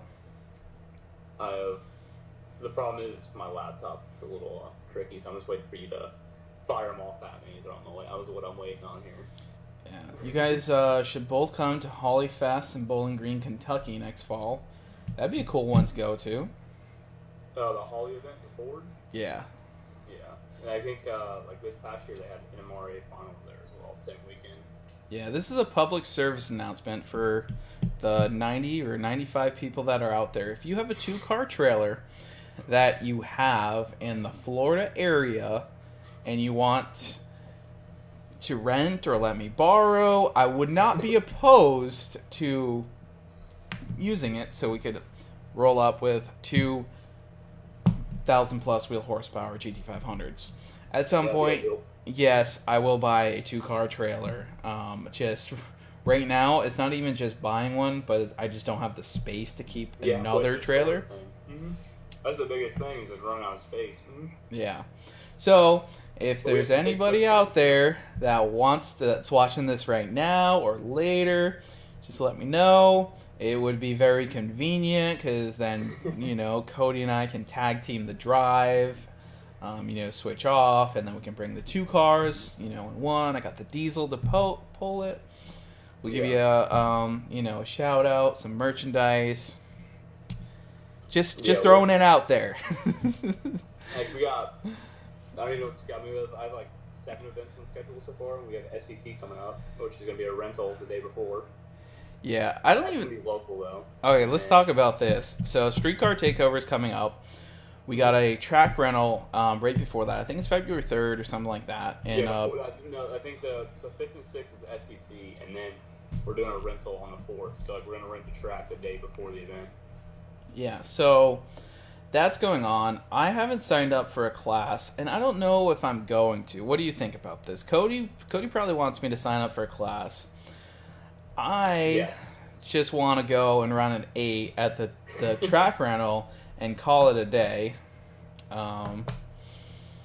What are your thoughts, Cody? There's a few different classes. There's some roll racing classes, which I saw get split into fast and slow, being like a 140 or 150 trap cutoff. So there's Mild Street Modified, and then King of the Bakery, and then Mild's 140, which this car won that one on the old setup last year. And then there's Modified, which is 150, and these are like caps. So once you go over 140, you're out. So if you break out of 140, you're out. 150 class, if you break over 150, you're out. And then there's King of the Bakery, which anything goes.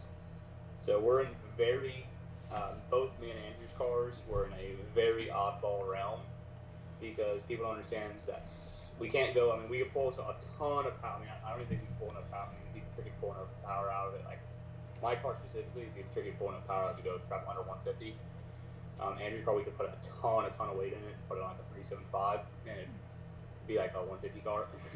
I don't even know, honestly. Like, so the 3.8 blower makes so much power once you get into the efficiency range. Like trying to turn it down is going to be difficult, because like on the 375 pulley, it does not make power. It made 900 horsepower. It made something with a 9, not a 1 in the front of it. So, like, and then we went down 2 pulley sizes, and it picked up over 200 wheel horsepower.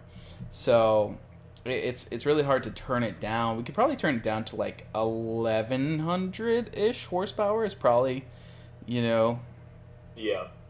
But the problem is like we're in a tricky spot, because we obviously the 140 class, no. We can't do the 150 class breakout, no. We have to do King of the Bakery. And the problem is we have like even this car fully whipped up. This car's like without adding like something crazy to it or doing anything stupid. It's where it's at right now. It's like a mid 160s car. And people don't understand some of these King of the Bakery cars, like Cowboy twin turbo Vipers and UGR Lambos, are doing 200. Like, you get nothing for those cars. Yeah. Slow 2 valve 52. What's your goal for quarter mile time in the Bullet? It's gonna go fast. Like I said, that's the part about being a grudge racer. It's gonna go fast. it's still undecided on what exactly I'm gonna say about the car. I'm really kind of like, I kind of like how James's car on Cletus is kind of like a secret. His car will be significantly faster than this car, at least the first time around. But it's gonna be faster than GT500, 100%. So we'll just leave it there for now. We're gonna keep you guys in a little bit of suspense. Chris Jones, they did have NMRA Nationals there. It's pretty sweet. Yeah, I mean, I want to do a lot of traveling. Really, the key is figuring out, ideally being able to bring 2 cars, because the F-250 will definitely do it. I mean, I've already committed to just putting a crap load of miles on the diesel, so I think I got like 14,500 miles on the diesel already, and it's like, we've been driving like crazy. Yeah, it's like a few months old, so but I like the truck. I like having it. It's good. Joey N said, your channel rocks. I appreciate all your help and advice over the past few months. Hope to find the GT500 of my dreams soon. Yeah, good luck with that. The GT500 prices have been just absolutely nutty, so not ideal, but I mean, it's ideal for us, being that we own one, and that it has some decent resale value. Although I don't know about Cody's. Cody's is not take a special buyer for sure. Not a typical. Take somebody that wants to go fast. Yeah. I mean, my car is pretty wild, but it's also not. It's kind of like yeah, it makes 1,300 wheel horsepower, has built motor, built trans, built rear end, but it's got AC, it's got power steering, you know, it's got cutouts. The idea was keeping the car as stock-like as possible, which is why it's been such a struggle to, you know, just pull everything together, you know, because it's not easy to build a race car, but it is simpler to, you know, troubleshoot, diagnose, and, you know, like if Cody wanted to do something, he could pull his engine out, you know, way faster than... It's like the old saying goes, good race cars don't make good street cars, good street cars don't make good race cars. So yeah, exactly. having a mix of between two, you got to find a happy medium. Yeah. Yeah. Oh, man. So, yeah. We need to figure out a trailer. And then we have the shootout, the SVT shootout, and what's that? Is that Cecil County? Yeah, yeah, that's going to be a big one. That's coming up soon. I mean, it's going to be here before we know it. Yeah. Anybody, 2-car trailer, need one, ASAP. Be great. 2-car open, doesn't have to be enclosed. You know, worst comes to worst, we can obviously tow the car separate, but it'd just be nice to, you know, we would just literally, you know, hop in the F-250, one of us gets tired here, you know, hop in, and we're good, you know. Especially on like a 14, 15-hour trike. Yeah. Yeah. So, yeah, you guys just drop your comments in here. Yeah. I mean, do you want to show your bead locks? The bead locks? Yeah, dude. No. Yeah, they look sick. Yeah, no, I posted a picture of my Insta, but I haven't. It'll be in a video soon, I'm assuming. Yeah. Yeah, we going to the track anytime soon? Did you fix the throttle cable? Yeah. Hopefully, maybe this weekend? Tomorrow. We'll go. Tomorrow the track's open. Tomorrow. I always love putting Cody on the spot. Like, this is how everything goes. If you just want to know how, like, when we're literally, this is like moments before a video that you guys see a couple days after. So we're doing this tomorrow, or we're doing this, like, literally hop in the truck right now. It's like 10:30, and then me and Andrew will meet somewhere at, like, literally 1 o'clock in the morning, just make some free hits. Like, this is literally how things get filmed. yeah, that was fun. We loaded the GT500 in the trailer to make a street data log test. Battery died, and for the second time, we had to figure out how to get the car in the trailer without it running. Fun time. Yeah, we just need to make, like, I don't know. I feel like you just need to start vlogging more. It's like that. People will literally eat some of this stuff up. I mean, that was literally a blast. It was 3 o'clock in the morning, literally out on some random country road in Florida. And literally back the car off the trailer at literally, like, I don't even know, 2 o'clock in the morning at least. And literally just go out and make some street hits. And literally have a problem and literally find a way to try to get it back in the trailer. Yeah, that was a fun time. And that is why I almost didn't go to Palm Beach Dyno the next day, but I still ended up going. Tired as hell. Because we thought we solved the issue, which, I mean, we had a voltage issue, right? It's a direct charging system. Oh, alright. It's an alternator. Get there, it's not an alternator. And people are like, oh, well, you just not know what you're doing with this car. No, it's literally, like, it tells us one thing, and it's literally not the problem. So it's like, that's the issue with the car right now. Yeah. Kyle SVT, heat exchanger you recommend for the Cobra. Honestly, I haven't even looked at a heat exchanger in a while. I mean, when I had mine, I had some random one that I didn't even know what it was. But, was it LPF makes one? I don't know. Don't quote me on this. I honestly can't. Oh, yeah. You know what? AFCO makes a good one. Yeah, AFCO's... Let's go with AFCO. Yeah. Terminator, Andrew, do you ever plan to get another Terminator Cobra? Absolutely. I just don't know when. But I would probably consider. I was probably strongly considering turboing it though, right off the rip. Sell the eat and swap, go turbo, call it a day.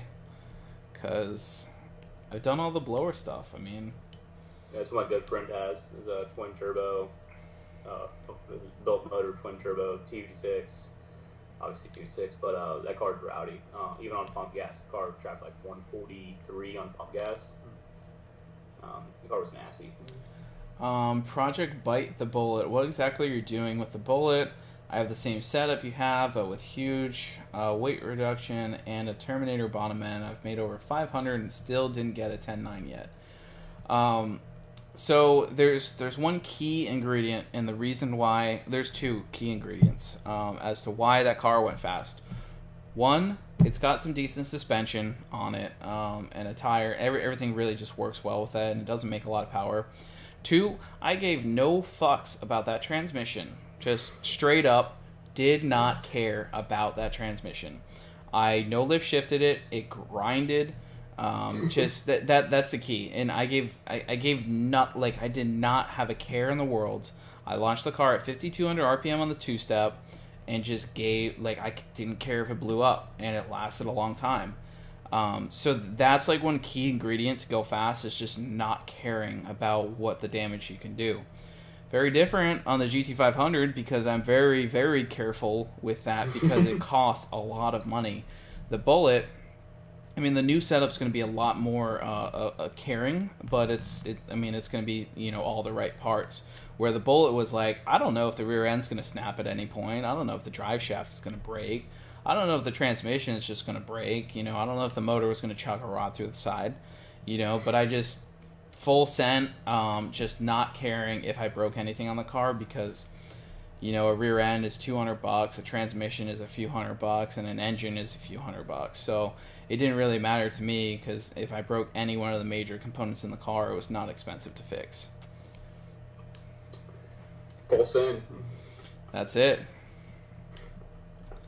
Quell S550, where are your meets, Andrew? We have a Facebook group. It's called Mustang and Fast Forwards of Florida. There's like event invitations on there. You can go ahead and check that out. Chris Jones, yeah, some posters of the GT500 would definitely be cool. I don't know if that picture is good enough to be printed. The reason why is because it's actually a still from the video. Sonic C6 did an awesome job filming at the track, which was super cool. But it's not a picture, it's actually just a screen grab. So debatable whether it'd be good enough to print or not. But it definitely looks sick. Yeah, there's some good shots for sure that day. Yeah. Here's a good one. Have you considered putting the GT500 on some nitrous for shits and giggles, just to see how much she'll make with some nitrous on top of the Whipple? Me? No nitrous for me. Cody? Yeah, for sure. This car's gonna get sprayed here soon, actually. Like, I would say probably within a couple months, very soon. I just want to go an 8. I've already told myself, without it, I mean, it's easy. We just gotta get the car stripped. Actually, we haven't had a chance to do that yet. Back out. It's been a busy couple weeks, but. Cody, what you doing tomorrow? Yeah, tomorrow. But yeah, once you guys get nitrous, a dual carbon bottle setup, just because it looks really, really cool. We gotta find a place in the car to put it, because people know the car's got a cell and an ice tank in the back of it, so it's tight back there. So I'll find a place to put it that's gonna look pretty cool. So obviously still retain both seats and everything in the car. So, but yeah, I'll probably smack it with anywhere from it'll be some kind of 75 to 200 wet progressive, something easy, and then showed up towards the peak. So try to make like 1200 on blower, and then whatever we end up spraying on top of that. Yeah. I've never owned a nitrous car, so I'm just really intrigued to do it. That's pretty much the point of it. I mean, because I've done a lot of GT500 stuff and just like tried different things. I'm just really interested to throw nitrous on one, just because it's something I haven't experienced. So this is the next step of the car, I guess. Yeah, I haven't really done anything with nitrous too. I mean, Stockish 5.0 has nitrous on his car. But yeah, I haven't really done too much with it. Project Bite the Bullet. He's been 11-1 with a 129 mile an hour. So it's definitely making more power than the Bullet. I mean, the best trap I made was a 127 with like some really good DA. But it was really more of a consistent 125 car. So you're definitely making more power there. You know, the Bullet did not make a lot of power. The turbo kit was not ideal for sure. Jeremy said, you know, this is the best Mustang channel. Good stuff, guys. And they said, good luck, Cody, with your build. And that's the same year GT500 I want. Thanks, Jeremy. Thank you.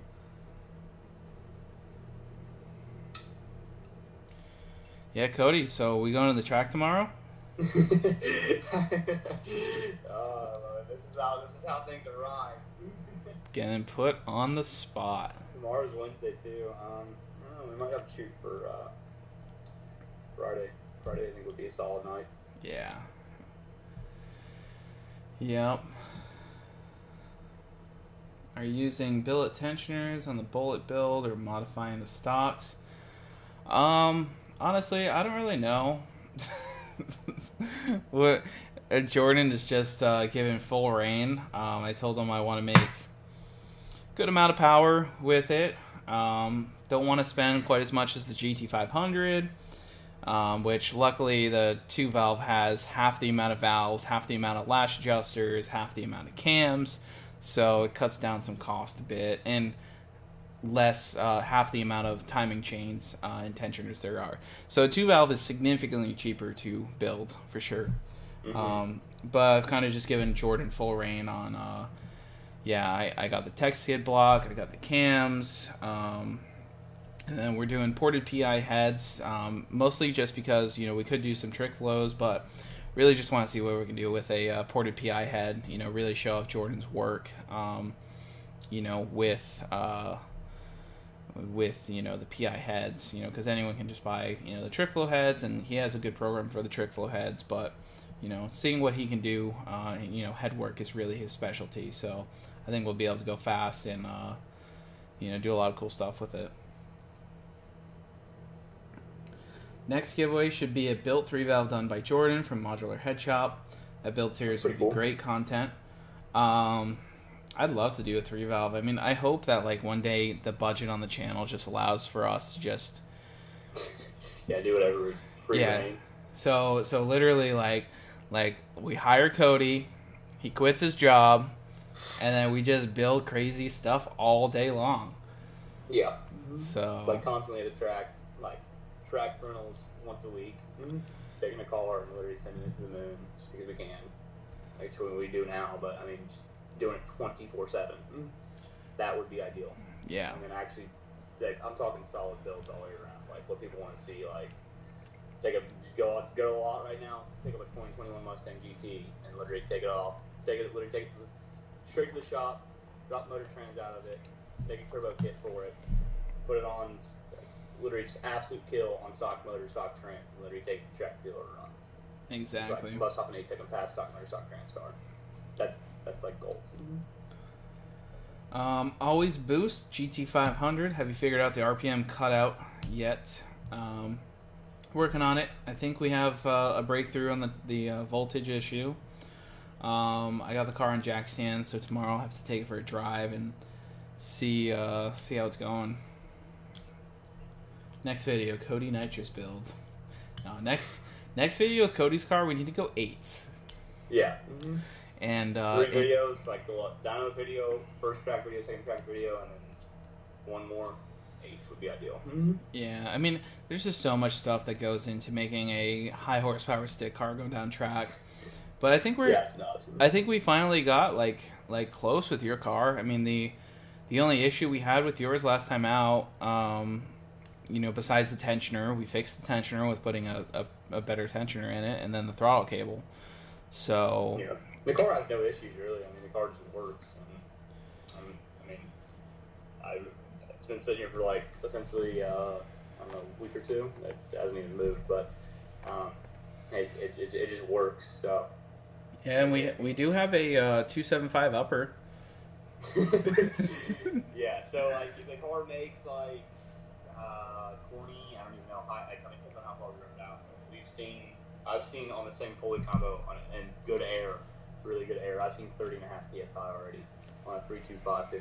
So it's like down in like 4 pulley sizes. Yeah. Yeah, pick up like, I don't even know, it's like 34, 35 psi. Yep. 2MTX said, never thought I would be excited to see a 2-valve build. That's right. It's going to be rowdy. I'm excited. Speaking of Jordan, I guess there's an issue with Moner being slow on rods. First we were waiting on Diamond, now Moner. Yeah, I mean, there's definitely like a lot of, just struggles, with all the manufacturers right now, with all this COVID stuff and, closing and opening. It's hard to get parts and materials, so. Yeah. And Molnar is just so popular now. I mean, it's kind of like blown up in the last, like, extremely in the last 2 years, I would say. Yeah, I mean, my rods are holding up to 1,100 foot-pounds of torque, 1,300 wheel horsepower, so. I mean, it's like one of the only H-beam. Oh, it's one of the only H-beams out there that are rated for the power adder H-beam rod from Molnar. One of the only H-beam rods out there that are rated for 1,500 plus wheels or 1,500 plus horsepower. So, they make good stuff. So that's why it's obviously selling. Chance, Leroy or GT500, who would win in a race? Leroy all day. Yeah, absolutely smoked. Yeah, I would get left in the absolute dust, and that's for a variety. There's so many reasons. I mean, that car's light. That car makes like 1,800 horsepower. Yeah, it's probably somewhere between 1,600 and 1,800. Yeah, I mean, there's no comparison. I mean, the car traps literally 180 plus mile an hour. Yeah. It's literally it's a complete race car, really. I mean, it really is, but. Yeah. Now, I mean, if we get Cody. Yeah, I mean, this car needs to be a competitive, very, very, very competitive deep A-segment car. The car needs a slipper, a faceplated trans TZ6 Magnum. So it's already got the Magnum in it. It just needs to get sent out to Liberty for a faceplate. So it's not a big deal. And about 500 more horsepower. Yeah, and about 500 more wheels. So, and it does not have the motor in to support it. It has a motor in it to support like 1,300, and at 1,300 we start playing with fire. So, TMS Productions, what are the plans for TX2K? I'm racing stick shift and I'm planning on getting gapped. LMAO. Excuse me if it's been asked, just joined. I mean, we didn't even talk. We're trying to go, dude, we need a trailer. This is so bad. Yeah, I mean, some of these trips are really far. Like Texas, like what, 16 hours from us or something like that? Dude, I'm going to put another like $30K on my truck for all these events this year. Oh, it's nuts. I mean, like I said, Bradenton, the shootout, I'm going to Indy, SET Indianapolis, the middle of summer. Then when we get back, we're going to Crane's got the rental we already locked in for in Kentucky. That's like the end of summer or right towards the beginning of the fall. Then I don't know, Mod Nats. Like, there's all these little events we're gonna go in between NMRA, like Ford Fest. I mean, yeah, TX2K. I would love to go out there and. I don't even really want to race the track, but have Cody's car race the track, have my car, race on the street. Ideally, like, I literally just want to hit my goal of like a high 8, and then I just want to roll race the car on the street and have some fun. Because I don't think it's going to go much faster than a high 8 without changing the car drastically to the way that I don't want to change it. But again, I mean, yeah. If you blew up right now and literally had like 1 million subs, dude, we literally take that car right now and put a standalone in it and put an 8.5 serve cage in it and literally gut it and literally just go literally everything the best of the best and go bottom 8 to that car. But yeah, like I said, I mean, hopefully, we've been going strong with the channel. I mean, like, I feel like I'm like one of the most consistent YouTubers out there. Like, I think the most I've taken off in the past like 4 years is like a week, and that's when I broke my knee and was like literally like unable to do anything. But like, I've just been grinding, and sometimes I'm just like, why hasn't the algorithms picked it up and thrown it everywhere? But you can just ask questions all you want, but the way I see it, just keep doing it, keep grinding, and eventually, you know, we'll get there. And then obviously trying new ideas like the giveaway, and making risks. I mean, the giveaway is like a big business risk. I mean, it's the biggest business risk I've made so far. But yeah, hopefully it goes well. You know, if you guys want to help support, you know, sweatshirts, we got the bundles on the website, mustanglifestyle.net. And we're shipping those hopefully next week. So that should be fun. We're still a long ways away from, you know, really hitting our goal. But, yeah, we're still a long ways away of even making money back. But it's, hopefully, it's stressful, nervous, but hopefully we get there. If you want to bring my stress level down a little bit, then go pick up some cool merch. Like I said, shipping next week. So, yeah. Yeah, we'll have to. I know Cody's waiting for one of these hoodies. Cody tried stealing John's hoodie yesterday. Not return it, dude. It's so mad. Yeah, back in Rhode Island. yeah, I just dropped John off today. So, yeah. Been cold here in Florida. Yeah, battle of the GT500s between you and that guy Maron when he builds his motor. Jeremiah Miranda. Yeah, that'd be cool. I'm down to race Nico. Nico's cool. You know, I don't know if you guys have seen the video. If you haven't seen the video, Nico and I met up when he was in Florida. He's a cool dude. We talk, you know, here and there. C706 is sweet. The GT500 is sweet. I think he's partying a little bit too much for a stock motor. You know, but I don't even know what it made. What it made? He made 8 something. Yeah. So. I just know how he. Seems like he like races the car a handful a little bit, and he goes in and out. Yeah. There's potential there for sure.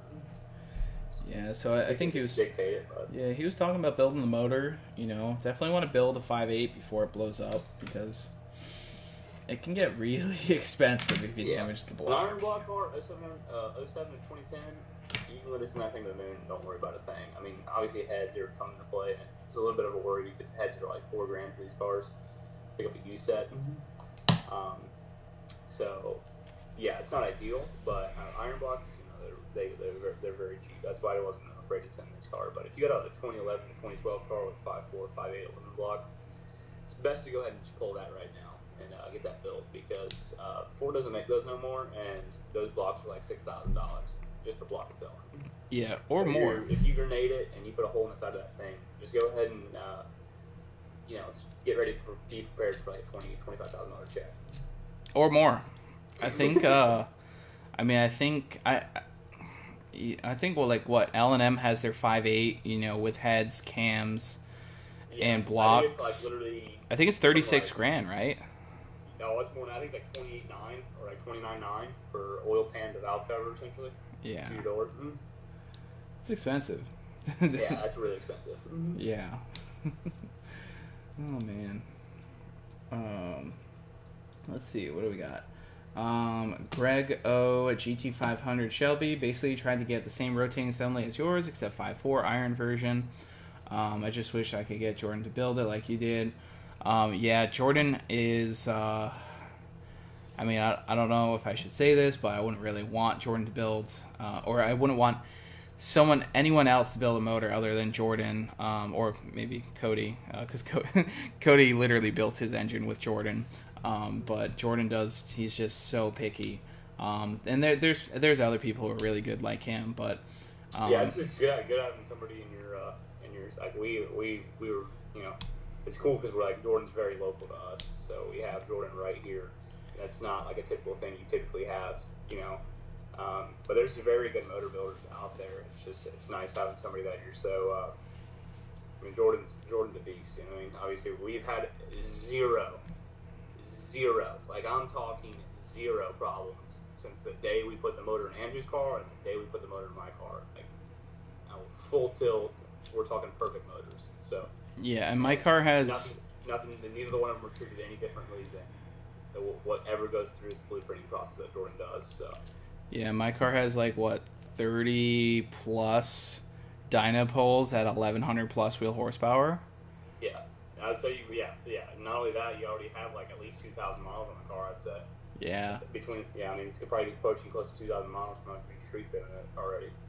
Yeah, I think the key is not like with building a motor. It's not just like, I don't know.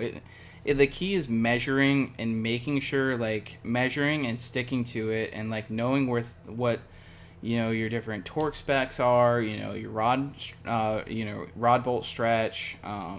Your bearing. Well, yeah, I mean, like some of these companies get so busy. Like even Jordan will tell you this. They're good companies. I mean, I don't really want to say a bunch of names. I could say 3 or 4 names right now, but they get so busy, and then that's why their name dips off, because when they get so busy, they start just letting stuff ride. Jordan's not like that, so like he doesn't really care about it. If he has to tell a customer like, it's gonna be a week late or 2 weeks late, just because like he's going to literally every single cylinder is gonna be set the exact same way. Mm-hmm.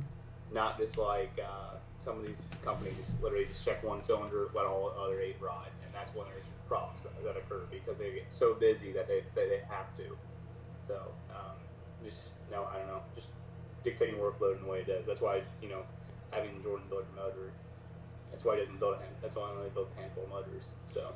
Yeah, and I mean like the reason he's not building customers, he literally gets asked every single day to build a motor. And or engine, I should say engine. He gets asked all the time. If he took on every single one, he doesn't even have the space in that shop to handle. I mean, he literally gets asked on a daily basis. Oh yeah. And he's also, him and I talk a lot, and I want to support him. That's why he does awesome stuff, and I want to see him really grow. And that's what he's really been focusing on, is growing the business to where they can, take in all these engine jobs and these big builds and all this crazy stuff.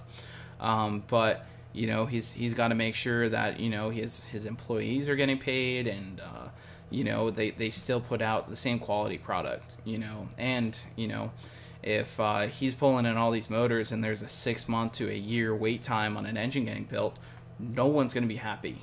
Jordan's going to be frustrated. The customer's going to be frustrated. It's just a mess. So that's why he's not building stuff right now. Yeah, and it's smart to do it that way. I mean, Jordan's not greedy. Jordan's like, it just gets done right in the way he wants it to be done, or otherwise it doesn't get done. So, and you got to respect that for sure. Yeah.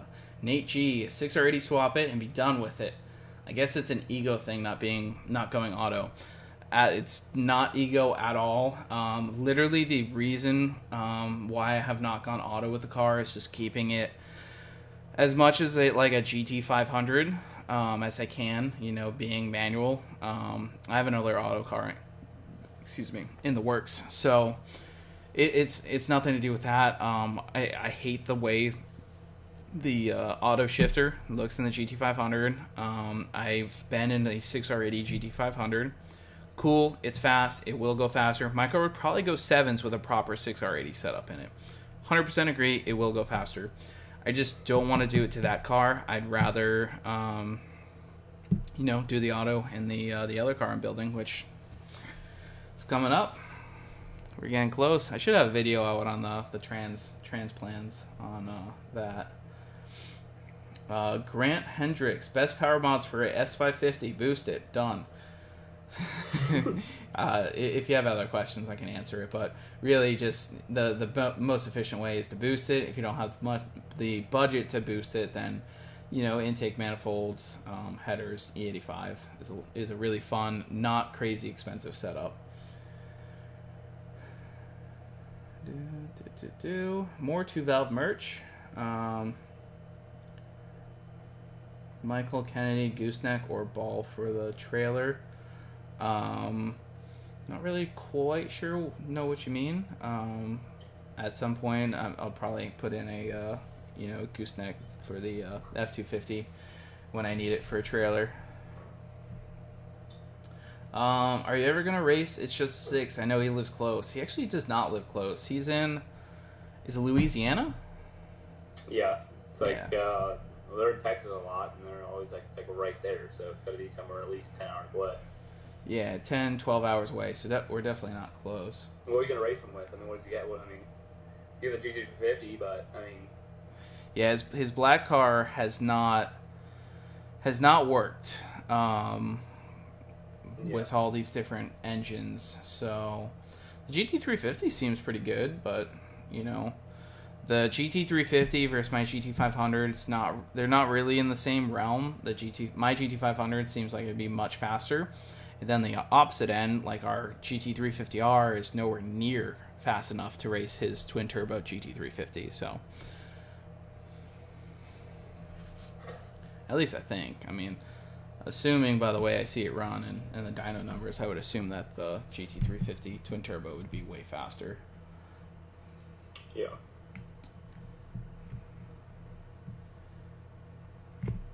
Always in boost, GT500. Can't wait to see you guys in Maryland for the GT500 shootout. Yeah, again, trailer. Someone hit me up. I'm just gonna keep saying it. Someone's gonna watch this video later and be like, "Oh, I got a trailer about 2 hours away. I should hit up Andrew." Yes, you should. You should. I will not wreck your trailer. Someone has wrecked my trailer before. It was not fun. But I will take care of your baby, and it'll be a good time. 2 GT500s on the way up to some events. Oh man, hopefully by summertime I can hopefully purchase a new house with more space and shop and everything. That's kind of the plan, hoping everything financially works out with the current business plans, and then we can really, you know, kind of step up some crazy stuff. But yeah.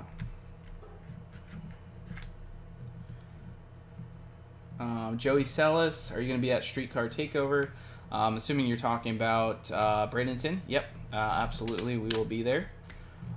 Ken Reed, I met you at Bowen's Garage Meet. Red Fire convertible, I remember, with the VMP on it. Yep.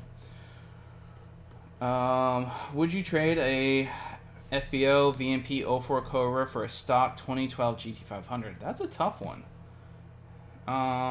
Cody, what you think? Well, it's really going to come down to miles on each one of those cars.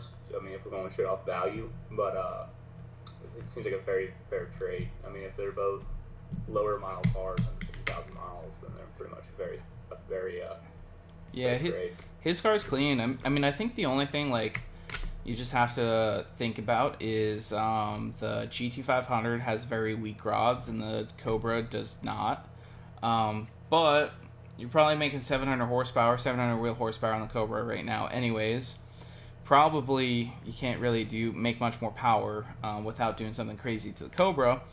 The 2012 GT500 needs a blower swap, and it can make that same power on like 93 octane. You know, it'll make 700 on 93. You can make 750, 800 on E85. So yeah, I'd say like it really depends. You know, as long as the 2012 is clean. I don't regret getting rid of my Cobra for my 14. Yeah.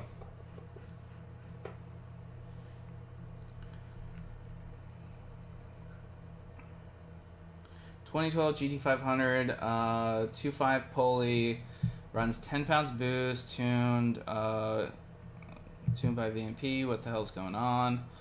My question would be, how are you checking your boost? Because the factory boost gauge is it accurate in those cars? Is it mechanical? Factory boost gauge goes off intake, so essentially it goes off math. Yeah, so it's not accurate. So like, check with a boost gauge. You know, you could be having some belt slip with a 2.5 pulley. What did you say, 10 pounds on a what though? On a 2.5, you should be making like what, 14, 15, 16? On Eaton or a Trinity? An Ian stock blower. Even then, 2.5 on a Trinity is still going to be 14 pounds, 15 pounds. Yeah. I think if I remember, yeah, 2.5 sounds right. That sounds right. I just remember 10% lower if we didn't play that. It's been a while since I've done some Eat stuff. It's been 4 or 5 years. Yeah, I mean, I would say that's low, but if you're reading off the stock gauge, then it doesn't really matter. You know, you could put the car on the dyno, and if it's low on power, then you know it's low on boost. You could do a draggy You know, if you don't have a dyno, you can take it to the track. You know, data log it, make sure everything's all good. Yeah, Chance, how's the Abomination coming along? LS swap to New Edge. Not too much progress, to be honest. I'm thinking that, you know, at some point I'm going to pick the car up and just, you know, just LS swap it. You know, it'd probably be like a weekend project. Literally just plan it all out, have all the parts, and just make some like killer video of just like taking some piece of crap car, which that car is a piece of crap, and just slapping some stuff together and making it an LS car that does burnouts. That car is not going to be nice ever. Which car is this? This is it's a car I got for $120. And yeah, it's in Maryland right now at Sicky Manufacturing. They're using it for some R&D, for some LS swap, motor mounts, cross members, you know, different adapters and shit. So the old $500 rule. $500. Yeah, we're gonna throw a 5.3 in that sumbitch and let her ride.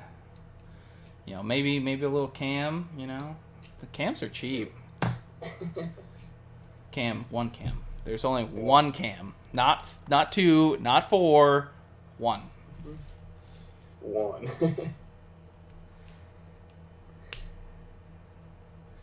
Yeah, always in boost. We can definitely do something when we go up there.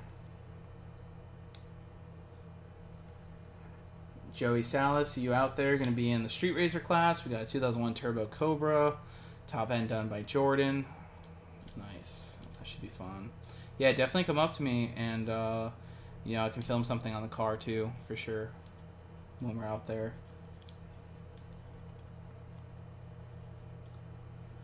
Yeah, Michael Kennedy, I can definitely go gooseneck on the truck. I plan to add one at some point.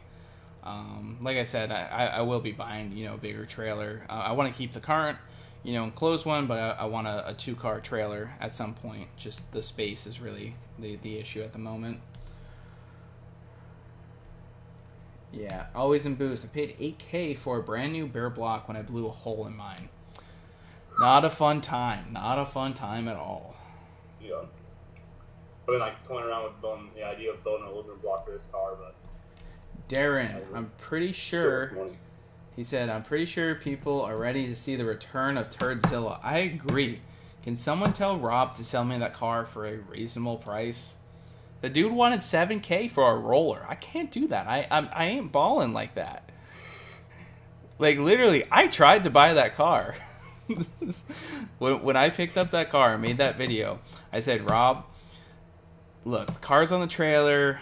I want to buy it. You know, you need a car that runs and drives, and I got some cash in my pocket. And he's like, all right, what you thinking? I'm like, I don't want to offend you, but, you know, I'd like to buy the car. What do you want for it? He goes, yeah, I want like $7,000 for the roller. I'm like, for the roller, like no engine and transmission. And he's like, yeah. And I'm like, all right, where do you want this car dropped off? Like, it's like a solid $500 car. I mean, I paid $1,500 for the car in 2016. So it's got some sentimental value to me. I don't regret getting rid of it because you know, the Cobra, you know, doing the Cobra and setting that up and then selling the Cobra set me up to be able to buy the GT350R. So I don't regret getting rid of it, but I just like to buy the roller back at some point, put some sort of engine combo in it, and just have some fun. But who knows? I don't know. Yeah.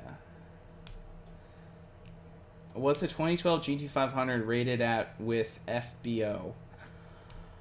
I'm not really sure what you mean by rated at with FBO. If you're talking FBO, full bolt on. I mean, a blower is a bolt on, right? Yeah, I mean, you can make like 800 in a stock motor. You can make 900 if you like to party like Cody. Yeah, throw 30 pounds through a stock motor, dude. weed away. Yeah, stock boost gauge. N gauge won't read boost unless I'm just dumb. No, you would need a Z map sensor, which I think Cody had at some point. Yeah, ZT2. Did you sell yours? Oh yeah, I already sold a lot. I was gonna say, could have sold it. Yeah, the Z map sensor wired into the N gauge. You can get some, boost on there, or you can pick up just a manual boost gauge to run the line in and call it a day. Where's the convertible town car? Mustang Steve GT. The Crown Vic is just chilling. Unfortunately, it chills outside, but don't worry. It's got drain holes. We're good. Crown Vic, all I gotta do is bring a nice charged up battery, slap it in it, hit the key, go do some burnouts, and it rips, dude. I love the Crown Vic. And best $400 I ever spent. I can't even remember what I paid for it. $400. It's great. It's an awesome car. We drove it to Orlando like a month ago. Nothing like riding in a chop top Crown Vic. Got good gas mileage too.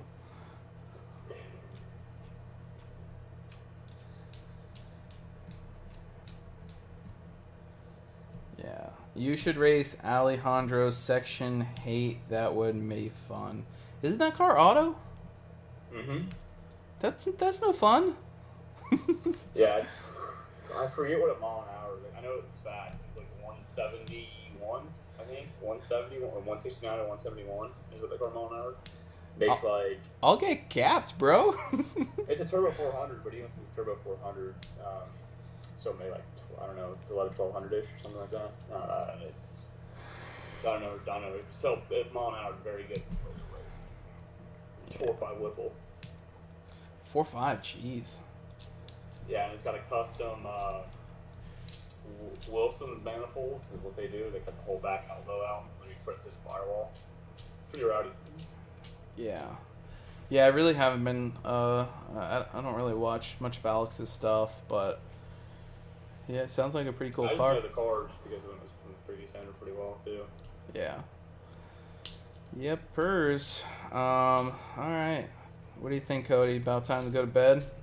Yeah, about time to wrap it up, down fried. Yeah, same here. So, yeah, we're probably going to wrap it up. If you guys, oh, that's funny. Harper50 said he's sitting in the same chair. That's that. If you ever get the ability to buy Turdzilla, you can maybe turn it into a burnout machine and take it to Cleese and Cars, maybe. I don't know about, like, the burnout thing at Cleese and Cars, like, apparently you just need to bring, like, a piece of crap and put it into the wall. And, I wouldn't really be into that with that car, but, I like burnouts. So, yeah, I think we're going to wrap it up. Like I said, go over to the website, mustanglifestyle.net. There's also a link at, like, the bottom of this. If you guys want to head over there and, pick up some merch, like I said, stuff should be shipping next week.